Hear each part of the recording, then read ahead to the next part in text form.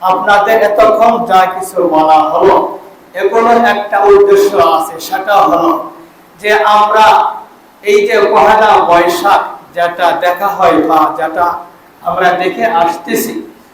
যেভাবে পহেলা বৈশাখকে বরণ করা হয়, যেভাবে পহেলা বৈশাখকে শুভেচ্ছা জানানো হয়,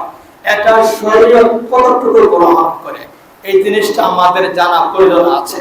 আপনি আমল করলেন সব পাবেন, আমল করবেন না আপনার গুনাহ হবে, আমার কিচ্ছুই হবে না। সম্মানিত হাজিরিন, সম্মানিত উপস্থিতি,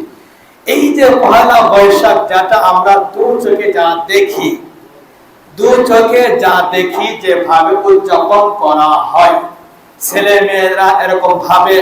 গানের অনুষ্ঠানের মাধ্যমে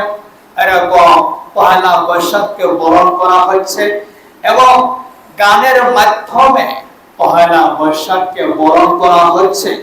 বিভিন্ন অনুষ্ঠানের মাধ্যমে পহেলা বৈশাখকে বরণ করা হচ্ছে, বিভিন্ন ভাবে পহেলা বৈশাখকে বরণ করা হচ্ছে, বিভিন্ন অনুষ্ঠান, বিভিন্ন সেমিনার, বিভিন্ন উপায়ে এই পহেলা বৈশাখকে আমন্ত্রণ করা হচ্ছে, পালন করা হচ্ছে। আসলে